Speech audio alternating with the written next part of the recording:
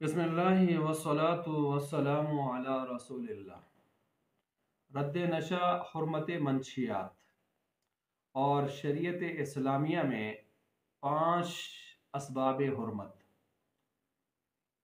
یاد رکھیں کہ اللہ تعالیٰ نے جو چیزیں حرام قرار دی ہیں تو ایسے نہیں کہ وہ محض ویسے ہی قرار دے دی اللہ نے حرام، بلکہ ان کے پیچھے کوئی نہ کوئی فلسفہ اور حکمت ہوتی ہے۔ اب تفصیلاً تو ہر چیز کی حرمت کی وجوہ، مصلحتیں اور حکمتیں تو ملاحظہ کی جا سکتی ہیں کتابوں میں، اہل علم نے، علماء نے ان پر کتابیں لکھ دی ہیں۔ لیکن اگر بنیادی اعتبار سے، اجمالی اعتبار سے ہم یہ دیکھنا چاہیں کہ وہ بڑے بڑے اسباب کتنے ہیں، کون سے ہیں کہ جن کی وجہ سے حرمت آتی ہے یا اللہ نے کسی چیز کو حرام قرار دیا ہے، اسلام میں وہ چیزیں حرام ہیں، تو تتبع اور استقراء کر کے، تلاش کر کے وہ 5 اسباب حرمت ہمیں ملتے ہیں۔ نمبر 1 سکر، نشہ۔ نمبر 2 خبث، خبیث ہونا کسی چیز کا۔ نمبر 3 کرامت، اس کی عزت و شرف و کرامت، قدر و منزلت، احترام، تکریم۔ اور نمبر 4 نجاست۔ نمبر 5 ضرر۔ اب دیکھیں یہاں پر میں ہر ایک کی ایک مثال دیتا ہوں تاکہ بات سمجھ آ جائے۔ سکر، شراب اللہ نے حرام قرار دی ہے کیونکہ اس کے اندر نشہ ہے، تو ہر نشاور چیز جو انسان کی عقل کو معاف کر دیتی ہے، مفلوج کر دیتی ہے، تو وہ چیزیں منع ہیں کیونکہ ان کے اندر کیا پایا جا رہا ہے؟ سکر، نشہ۔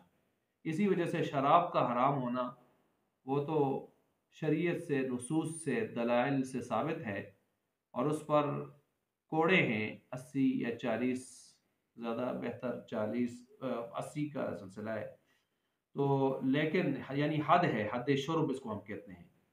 لیکن باقی جو چیزیں بعد میں آئی ہیں، فیون ہے، اور اسی طرح کوکین ہے، اور اسی طرح جو ہے آئس ہے، شیشہ ہے، چرس ہے، پاؤڈر، اس قسم کی چیزیں ہیں، ہیروئن وغیرہ، مختلف یہ چیزیں جو انسان کی عقل کو معاف کرتی ہیں، تو یہ چیزیں بعد میں آئی ہیں۔ اب ان کی یہ بھی حرام ہے کیونکہ ان میں نشہ پایا جاتا ہے، انسان کی عقل کو معاف کرتی ہے، لیکن چونکہ یہ اجتہاد سے اور قیاس کر کے کہ ان میں نشہ ہے، تو شراب نشے کی وجہ سے حرام ہوئی ہے۔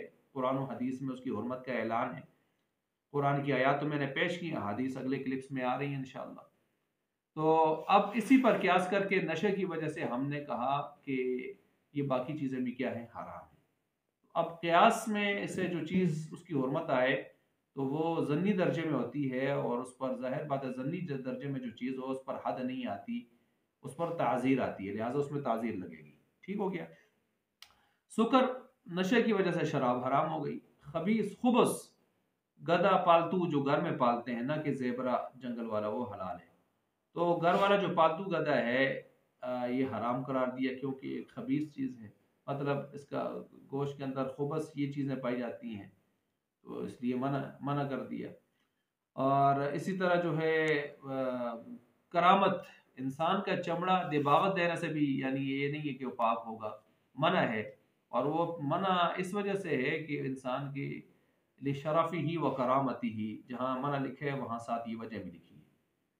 اسی طرح نجاست دیکھیں، ہر چیز کا چمڑا پاک ہو سکتا ہے سوائے، یعنی میں نے کہا انسان کے، اور ساتھ کس کے سوائے؟ خنزیر کے۔ خنزیر کا چمڑا کیوں نہیں پاک ہوتا؟ کیونکہ وہ نجس العین ہے، اس کی نجاست کسی طور پر بھی زائل نہیں ہوتی، اندر ہی رہتی ہے، چمڑا طے بتے ہے یا جو بھی ہے، تو اس لیے وہ حرام ہے۔ اسی طرح ضرر، نقصان، تو نقصان والا کوئی کام ہے اسے روک دیا گیا۔ اب مثال کے طور پر کوئی پیٹرول پیتا ہے، وہ کہتا ہے جی پیٹرول تو حرام نہیں ہے نا، کس نے حرام کہا ہے، اور ناپاک بھی نہیں ہے، میں پیتا ہوں، تو اس سے نقصان ہوگا نا اندر جا کے، تو اس لیے جب نقصان ہوگا، یہ نہیں ہے نشہ چڑھے نہ چڑھے، لیکن اندر جا کے نقصان ہوگا تو منع ہے، نہیں پینا ہے اس نے۔ اسی طرح کوئی بھی ایسا کاروبار جس میں جان کا رسک نظر آ رہا ہے، جان جا سکتی ہے، ایسا کوئی کاروبار رسکی آپ نہیں کر سکتے، موت کے کنویں میں گاڑیاں چلانا اور اس قسم کے موت کو دعوت دینا، یا بدنی تغیر آپ اپنی فیشن کے لیے اور اپنی دلی چاہت کے لیے کرنا چاہیں، جس سے آپ کا جسم تکلیف کی طرف جا رہا ہے، ایذا ضرر کی طرف جا رہا ہے، نقصان کی طرف جا رہا ہے، تو اس طرح کے تغیر و تبدل یہ چیزیں منع ہے، آپ نہیں کر سکتے۔ تو یہ 5 اسباب جن کی میں نے کچھ ساتھ ساتھ مثالیں بھی دے دی ہیں، یہ 5 اسباب حرمت ہیں شریعت اسلامیہ میں جن کی وجہ سے حرمت آتی ہے۔